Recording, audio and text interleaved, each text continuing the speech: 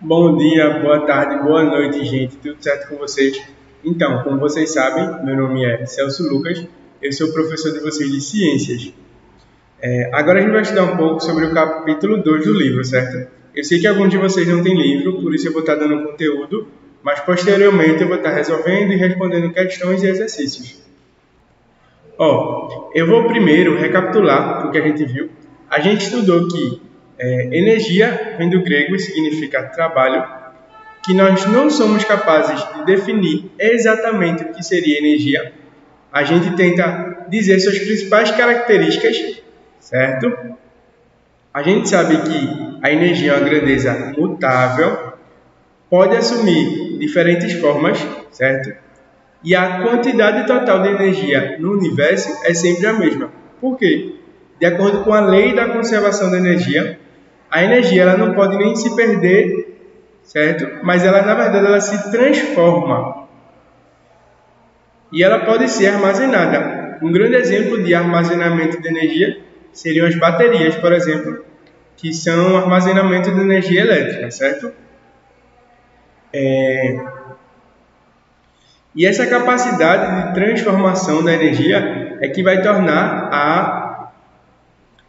a natureza dinâmica, certo? E a gente viu 6 tipos de energia. Primeiro foi a energia cinética, que é a energia do movimento. Depois a gente estudou um pouco sobre a energia potencial gravitacional, que é a energia presente na distância entre dois objetos. Você tem um objeto A e uma base. A distância desses dois objetos gera também uma energia que é chamada de energia potencial gravitacional. Por quê? Porque um objeto está na gravidade, certo? Como, por exemplo, esse piloto aqui, ele tem energia e quando ele cai, ele dissipa essa energia na queda, certo? A gente viu também energia térmica, que é a energia presente na transformação do calor e da temperatura, certo? Só relembrando que temperatura é energia de agitação presente nos materiais. E já calor vai ser como essa temperatura passa de um meio e vai para o outro, certo? A gente estudou energia luminosa, que é a energia presente na luz, energia elétrica, que é a energia existente na movimentação dos elétrons, e energia potencial elástica, que é a energia presente em estruturas, como eu mostrei na minha máscara, elástica, certo? Depois, a gente viu um pouco sobre energias em transformação. A gente viu que nosso corpo, a partir do alimento, ele absorve esse alimento e transforma esse alimento em energia química, energia mecânica do movimento, energia cinética, quando a gente está se movimentando de forma mais rápida, certo? E energia térmica, que é o calor que a gente possui. A gente viu também as fontes de energia, que podem ser divididas em 2 grupos. Energia não renovável, que é quando o nosso consumo humano é maior do que a sua produção, e os exemplos que eu dei foram petróleo, carvão e gás natural, e energias renováveis, como água e o vento. Por quê? Eles estão em grande abundância no meio ambiente, certo? E na aula de hoje, a gente vai estudar um tema muito importante, que está presente aí no capítulo 2 do livro de vocês, caso alguém queira estudar com mais profundidade. Hoje a gente vai estudar sobre a eletricidade, certo? E é importante ressaltar quantos recursos tecnológicos a gente possui e a gente usa a partir da eletricidade, certo?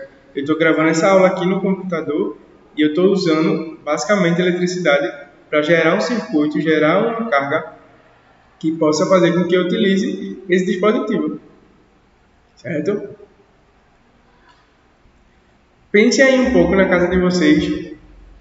Vocês podem olhar ao redor, certo? De diversas coisas e pensar quantas coisas dependem da eletricidade no nosso dia a dia, certo? E como a nossa vida está ligada diretamente à eletricidade. Quantas coisas ao nosso redor estão ligadas à eletricidade?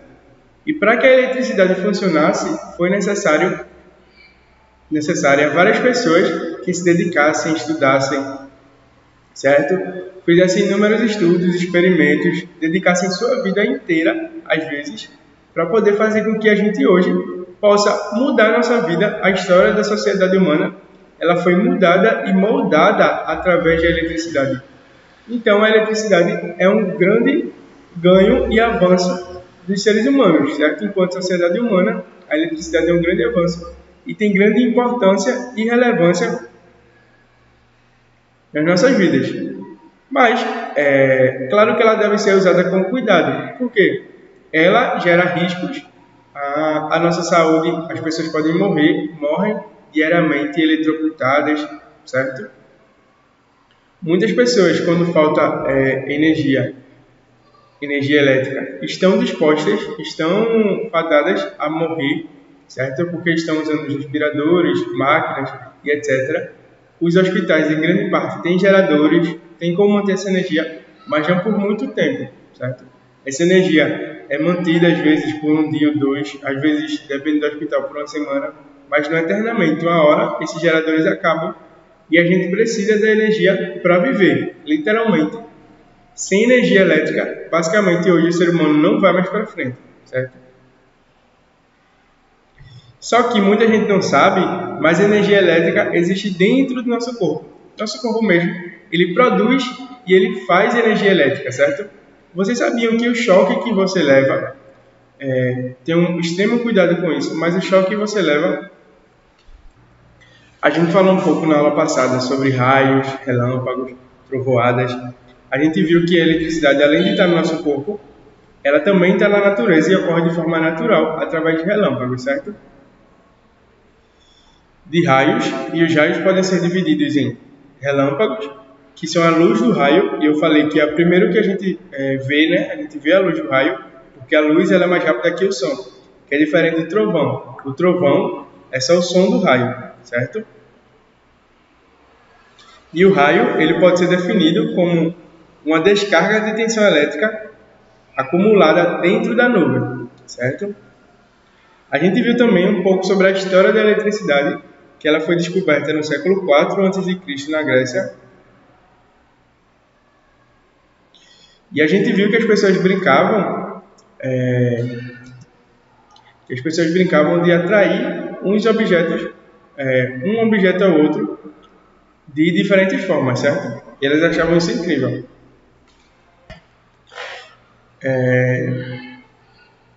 Certo? E ele existiu na Grécia Antiga, onde as pessoas brincavam de eletrizar os corpos uns aos outros, como a gente vai ver aqui, o que é a eletrização de um corpo, certo? Eletrização de um corpo é isso aqui que eu vou fazer. Digamos que a gente tem um balão e um agasalho, etc. E a gente pega esse balão e esfrega no agasalho, certo? Bastante. Esse balão, ele é atraído, ó. Se eu soltar o balão, ele é atraído para o agasalho novamente. Isso é o que acontece se a gente fosse fazer esse experimento, certo? Na sala de aula. Mas vamos ver por que isso acontece, certo? Ó, todas as coisas ao nosso redor, elas vão ter cargas, como eu tinha falado, prótons e elétrons, né? Carga positiva e negativa que entram em equilíbrio. E aí eu tenho um balão, certo? Se eu esfregar o balão no agasalho, eu peguei para o balão todas as cargas negativas, ou seja, o balão atraiu todas as cargas negativas para ele. A gente tem uma estrutura aqui ao lado, hipotética, que as cargas negativas vão se afastar. Estão vendo? A carga negativa se afasta do balão, porque ele está cheio de carga negativa de elétron. Já ele se atrai para o agasalho novamente, porque o agasalho agora só tem carga positiva. E negativo com positivo se atrai. Já negativo para negativo se repele, certo? Como vocês estão vendo aqui. Já o outro balão, ó, se eu pegar o mesmo balão e passar no agasalho, ele não vai fazer nada, porque o material já está sem elétrons, sem energia negativa. E também, se eu botar aqui, também não faz absolutamente nada, certo? Ó. E esse aqui não é atraído para nenhum dos lugares. Já o amarelo é atraído para o agasalho. E isso seria cargas elétricas, certo?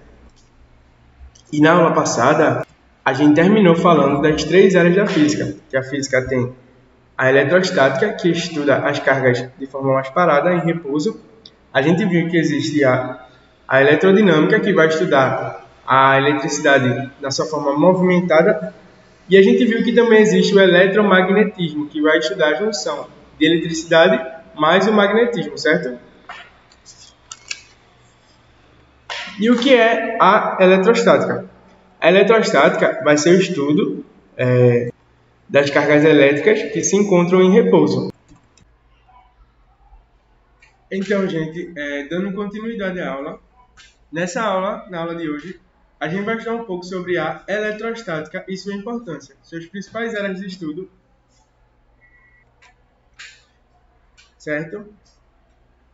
Primeiro, a gente vai ver agora alguns conceitos, certo? A primeira informação que vocês têm que ter acerca da eletrostática, quando vocês pensarem em eletricidade, é que ela estuda as cargas.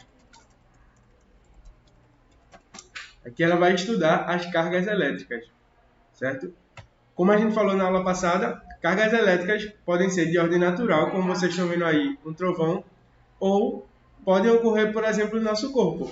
E alguns animais, como enguias, entre outros, são responsáveis e são capazes de produzir e transmitir cargas elétricas, certo?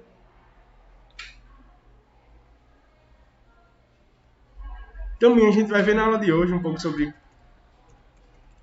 atração e repulsão, certo?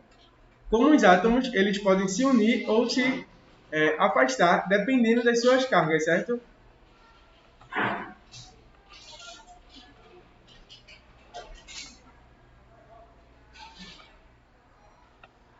Lembrando que essas informações que estão aqui no quadro é de grande importância que vocês copiem, certo? No caderno de vocês.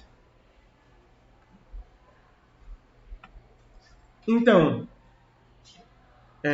sobre atração e repulsão, é importante vocês lembrarem sempre que sinais opostos se atraem. Já sinais diferentes.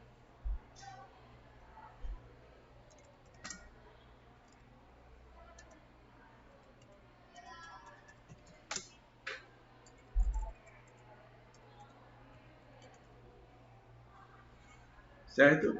Sinais opostos se atraem e sinais diferentes se repulsam, ou seja, se afastam uns dos outros, certo? Só vocês pensarem aí. Positivo com negativo sempre vai se atrair. Já positivo com positivo se repele e negativo com negativo se repele. Repetindo aqui, sinais opostos se atraem e sinais diferentes se repulsam. Ou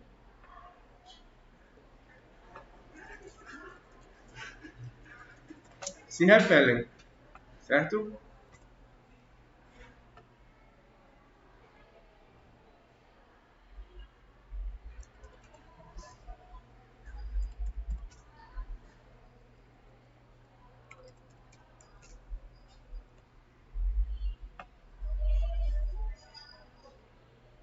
Oh,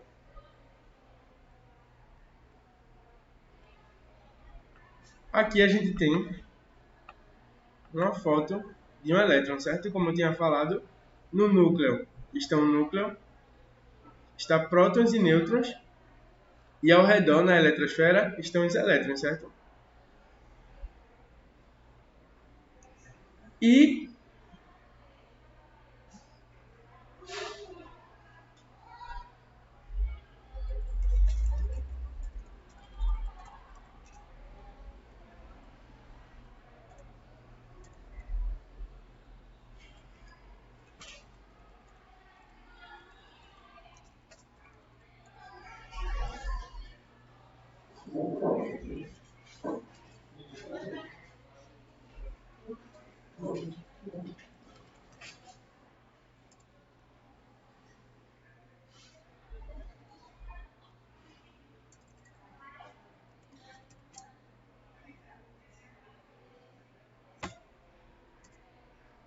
certo?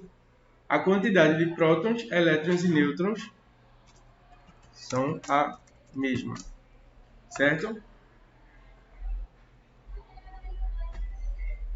No átomo, nós vamos ter prótons, elétrons e nêutrons, na maioria das vezes, sempre na mesma quantidade, ou seja, eles vão se equivaler.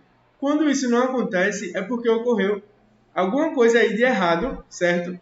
Para a quantidade de prótons, elétrons e nêutrons estar diferente umas das outras no átomo. Mas, normalmente, elas estão sempre na mesma quantidade, certo?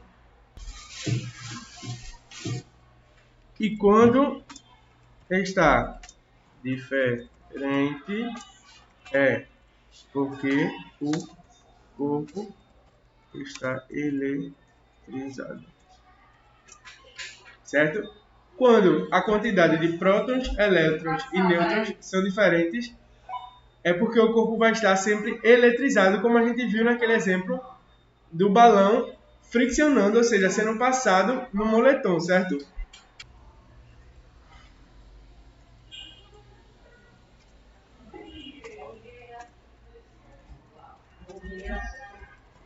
Os elétrons, eles vão ser mais fáceis de serem retirados, certo? Por quê?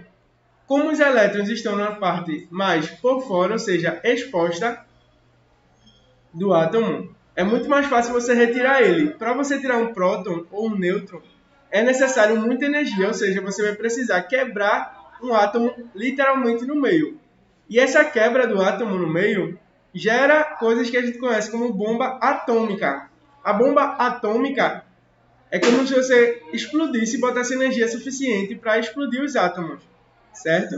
E aí, quando eles quebram, eles liberam muita energia, aí na forma de fogo, etc., e se transforma nessa bomba atômica que todo mundo conhece, né? Vou botar aqui um exemplo.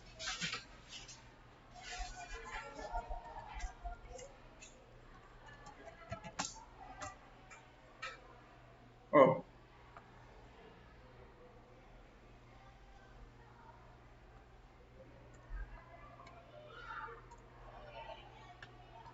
o que acontece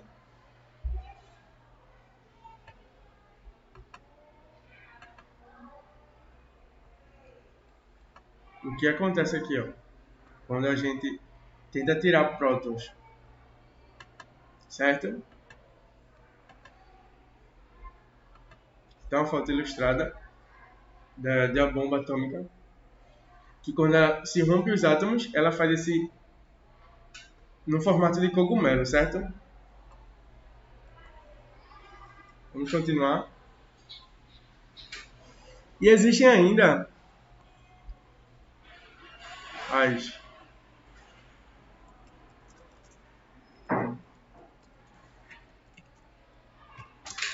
as formas de eletrização, certo?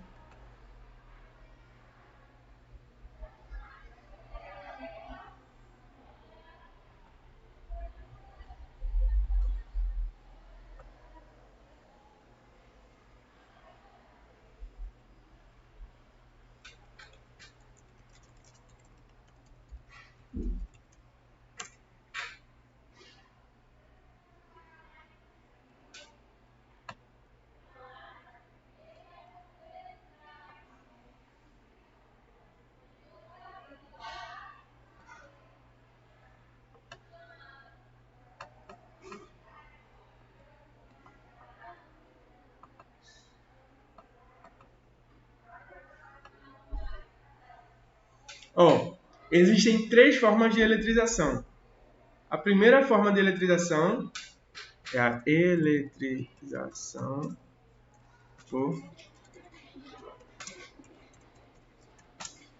por atrito. Como é que ocorre?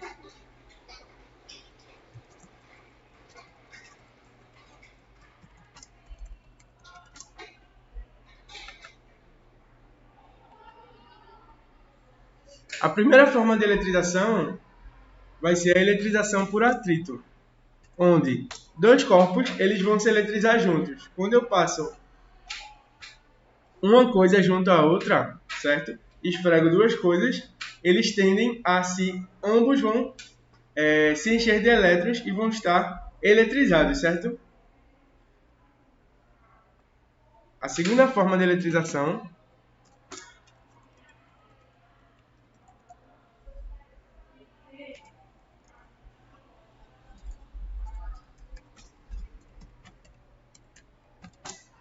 é a eletrização por contato, certo?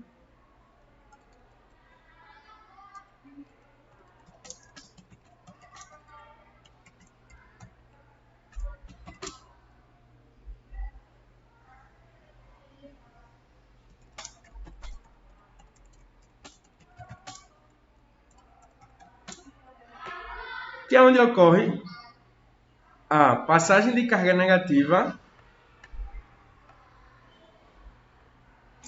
de um objeto para outro, certo? Como vocês estão vendo aqui na imagem,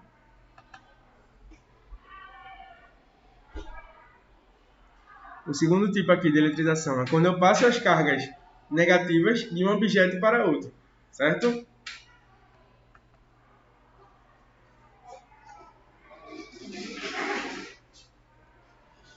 E agora, o terceiro tipo de eletrização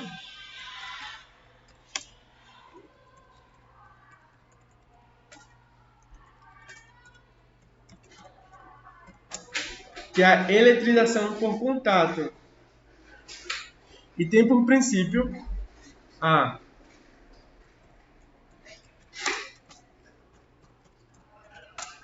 atração de objetos, certo? Então, recapitulando, eletrização é quando eu passo dois objetos um sobre o outro e aí eles vão ter uma troca de cargas. E existem três tipos. A por atrito, quando dois corpos se eletrizam juntos, ou seja, eu esfrego duas substâncias, como aí está o exemplo, de um canudo e de uma lã, e ambos saem eletrizados. Quando eu conecto dois corpos, mais um pega todas as cargas negativas do outro. E a eletrização por contato, quando eu vou atrair dois objetos entre si, certo?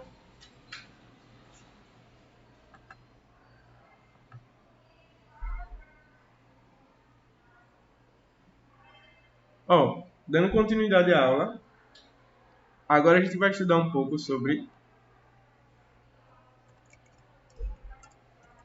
carga, sobre carga elétrica, certo?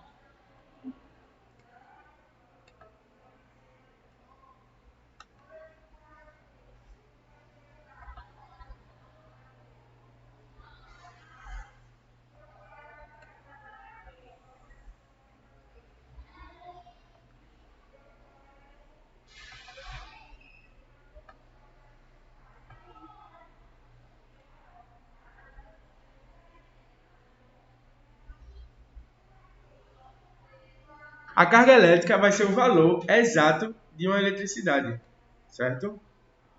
Quanto será que cada carga tem de elétrons nas suas propriedades? Então, uma carga elétrica é igual a 1,6 vezes 10. Uma carga elétrica é igual a 1,6 vezes 10 elevado, vou botar aqui,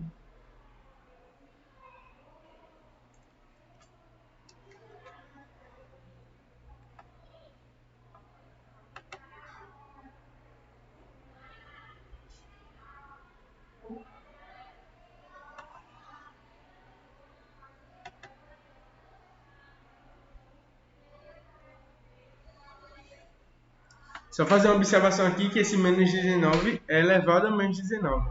Eu não estou conseguindo colocar aqui, mas já vi.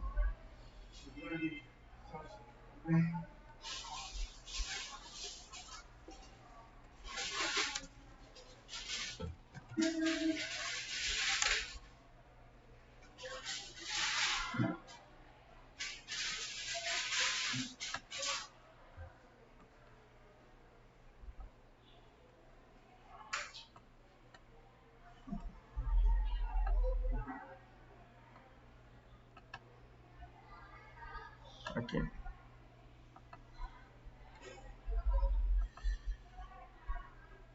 Ó, uma carga elétrica, que é chamada de carga elementar, é igual a 1,6 vezes 10 a menos 19, como vocês estão vendo aqui, certo? Posso até aproximar.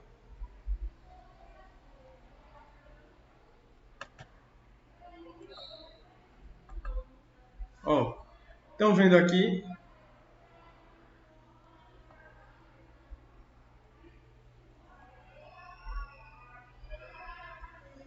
Uma carga elementar, chamada de carga elétrica, vai ser igual a... Geralmente ela é de sinal positivo, certo? 1,6 vezes, aqui o ponto é igual ao símbolo de vezes, 10 a menos 19. E esse símbolo aqui C, que significa Coulomb, que é a unidade de medida usada na eletricidade. Uma das unidades de medidas usadas na área da eletricidade, certo?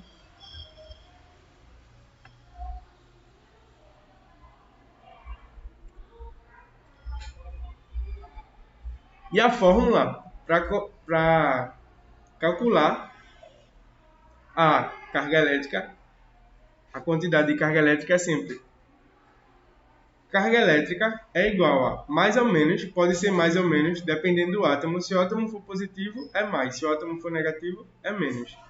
N, e N vai ser igual ao número, geralmente número inteiro, que vai ser o número de prótons ou elétrons em excesso, certo? Se for prótons, fica o sinal positivo, e se for elétrons, fica o sinal negativo, certo? Vezes a carga elementar, e é sempre esse número aqui, mais 1,6 vezes 10 elevado a menos 19 coulomb, certo? Sempre vai ser esse número. Carga elementar é igual a mais 1,6 vezes 10 elevado a menos 19 coulomb, certo?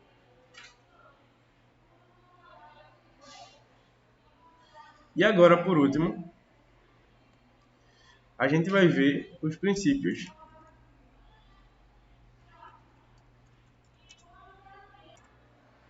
Nós agora vamos ver os princípios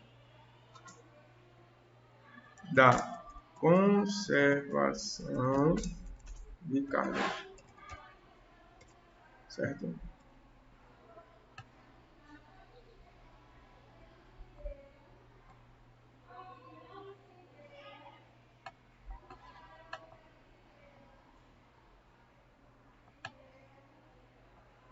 O princípio da conservação de cargas.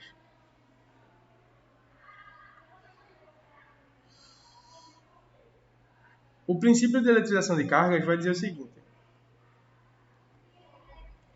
que a eletricidade não pode ser criada e nem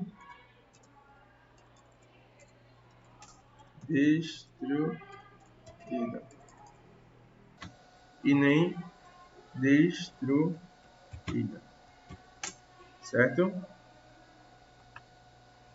Igual à energia, como a gente viu na aula passada. E o segundo princípio aqui, todas as cargas são somadas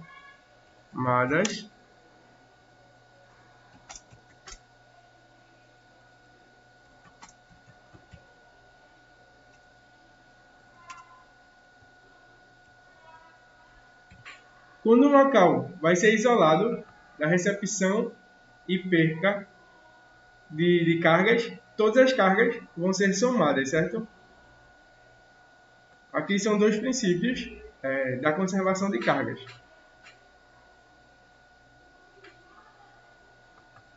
E agora, por último, vamos estudar um pouco sobre campo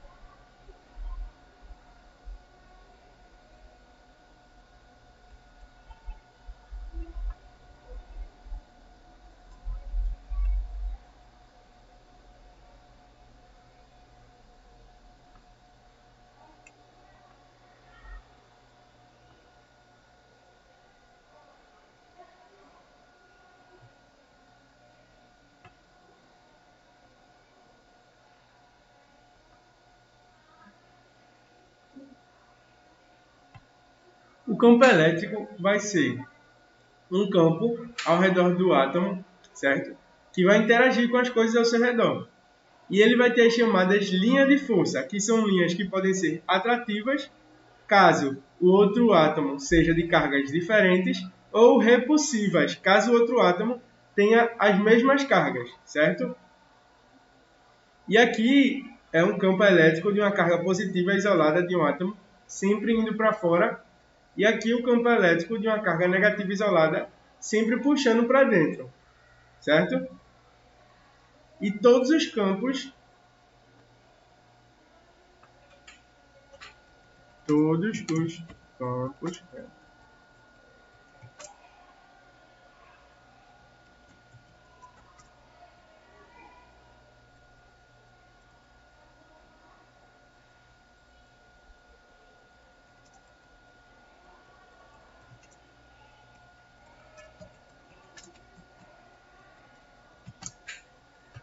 os corpos elétricos possuem carga elétrica, certo? Copiem tudo isso aí que eu escrevi, que está no quadro digital. E a aula de hoje é isso, gente. Obrigado e até mais.